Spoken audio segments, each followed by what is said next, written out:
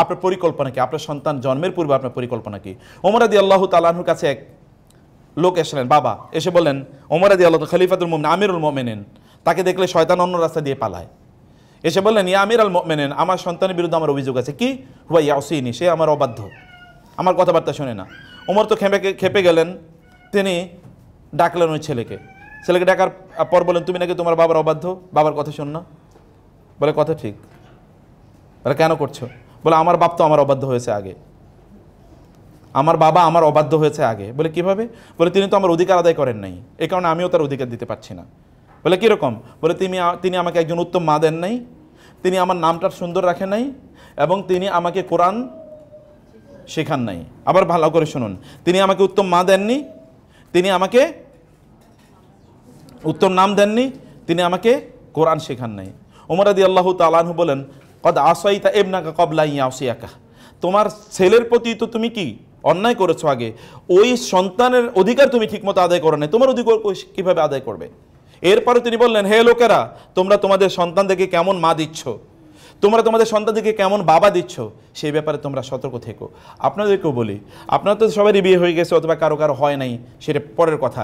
আপনারা আসলে আপনাদের সন্তানদেরকে কেমন মা দেবেন বা কেমন বাবা দেবেন, অথবা আপনাদের সন্তানরা তাদের সন্তানদেরকে কেমন মা কেমন বাবা দেবে, এটি আমাদের দেখা দরকার। মনে রাখবেন, একটি সন্তান তৈরি করা, একজন তারবিয়া কেবলমাত্র আপনারই যে সন্তানই সন্তানের জন্য না, তারবিয়া হচ্ছে আপনার সন্তানের পরবর্তী প্রজন্ম যারা আছে, আপনার সন্তানদের সন্তান হবে না? আপনি যদি আপনার সন্তানের ব্যাপারে আনমাইন্ডফুল থাকেন, কেবল দুনিয়া নিয়ে ব্যস্ত থাকেন, অথবা দুনিয়ার ব্যাপারে তার সামনে আলোচনা করেন, ও তো তার সন্তানদের সাথে এরকমই আলোচনা করবে। যায় দিন তো ভালো যায়, এরপরের দিনটা কি? পরের দিনটা কি খারাপ না ভালো? খারাপ। এটা তো আমি বলিনি, এটা রাসূল সাল্লাল্লাহু আলাইহি ওয়াসাল্লাম বলেছেন, সহিহ হাদিস। পরের দিনগুলো খারাপ দিন আসবে। অথবা আপনার বাপ দাদাদের, আপনার মা, আপনার বাবা, আপনার দাদি, আপনার দাদা, অথবা আপনার নানি নানা, তাদের জীবনগুলো আপনাদের চেয়ে বা আমাদের চেয়ে ভালো ছিল। এই যে একটা সিচুয়েশন, এই সিচুয়েশন যেটা বলছিলাম, যে আপনি আপনার সন্তানদেরকে তৈরি করা মানে হচ্ছে, মনে রাখবেন, আপনি কিন্তু একটা জেনারেশন তৈরি করছেন, আপনি কিন্তু পরবর্তী প্রজন্ম তৈরি করছেন, ওমর রাদিয়াল্লাহু তাআলা আনহু তিনি রাতের বেলা ভিজিলেন্সে ছিলেন তিনি, এবং আপনারা জানেন সেই কাহিনী। তিনি একটা যাচ্ছিলেন, শুনলেন যে একজন নারী, তিনি তার কন্যাকে লক্ষ্য করে বললেন যে দুধের মধ্যে একটু পানি মেশাও। মেয়েটি বলেছে, না, মেশাতে পারবো না। কেন? বলে, তুমি কি শোনো না আমিরুল মুমিনিন নিষেধ করেছে দুধের সাথে পানি মিশিয়ে বেচা যাবে না? বলে, কোথায় আমিরুল মুমিনিন, এত গভীর রাতে আমিরুল মুমিনিন এখানে কোথায় আসবে? তখন ওমর রাদিয়াল্লাহু তাআলা আনহু তিনি খলিফা, বলেন, মা, এটা তো আজীব জিনিস, তুমি ওমরকে ভয় পাও কিন্তু ওমরের রবকে ভয় পাও না। ওমর দেখেননি দেখে কি হয়েছে, ওমর রব কি দেখেন নাই? ওমর রাদিয়াল্লাহু তাআলা সেখান থেকে দ্রুত তিনি চলে গেলেন। ফজরের পর তিনি ডাকলেন, এই ঘরটা সেল করো, যেন ঘরটা আইডেন্টিফাই করা যায়। সকালবেলা তাদেরকে ডাকলেন, মা এবং মেয়েকে। মা তো ভয় পেয়ে গেছেন, মা ছিলেন গোয়ালিনী। বলেন যে, এই গত রাতে এরকম কথা শুনেছি, কেন এটা বলেছ? বলে, ইয়া আমিরুল মুমিনিন, আমার স্বামী মারা গেছে, আমার কেউ নাই, এই যে মেয়েটাই আছে, ওদেরকে লালন পালন করতে আমার খুব কষ্ট, এই একটুটুকু দুধ বিক্রি করে সংসার চলে না, এই কারণে বলেছি একটু পানি মেশানোর কথা। ওমর রাদিয়াল্লাহু তাআলা তিনি আক্ষেপ করেন, আরে আমি জানি না আমার খেলাফতে এরকম একটা পরিবার আছে যাদের এত কষ্টে আছে। তিনি বলেন, এটা তো আমার ব্যর্থতা। তিনি তাদের জন্য প্রচুর পরিমাণ খাদ্যের ব্যবস্থা করে দিলেন। এবার বলেন, তোমরা চলে যাও, ঠিক আছে, ব্যবস্থা করে দিলেন। এবার তিনি তার ছেলেদেরকে ডাকলেন, ডেকে বললেন, আমি তোমাদেরকে প্রস্তাব করছি এমন একটা মেয়েকে বিয়ে করার জন্যে, যেই মেয়েটি একজন গোয়ালিনীর মেয়ে, তার হয়তো এরকম কোনো বড় আইডেন্টিটি নাই, কিন্তু তার একটা আইডেন্টিটি আছে, শি ফিয়ার্স আল্লাহ, তিনি আল্লাহকে ভয় পান। এরকম একটা মেয়েকে কে বিয়ে করতে চাও? এখন আব্দুল্লাহ ইবনে ওমর, যিনি বিখ্যাত আল স্কলার, তিনি বলেন, ইয়া বাবা, আমি তো বিয়ে করছি, আমার তো ওয়াইফ আছে। তো তার আরেক ছেলে, তার নাম হলো সালেম, তিনি বলেন, আচ্ছা ঠিক আছে বাবা, আমি বিয়ে করতে চাই। তো তিনি তাকে বিয়ে করেন, এবং তারপরে আপনি জানেন, এই ঘরে এই যে মেয়ে, যে গোয়ালিনের এই মেয়ে, যে মেয়ে রাতের অন্ধকারে মাকে বলছিল যে তুমি দুধের সাথে পানি মেশাবে না, এই মেয়েরই পরবর্তী প্রজন্ম হয়েছেন কি আরেকটা ওমর, তার নাম হচ্ছে ওমর ইবনে আব্দুল আজিজ। তার দুই প্রজন্ম পরে গিয়ে এর ঘরে জন্ম নিয়েছে ওমর ইবনে আব্দুল আজিজের।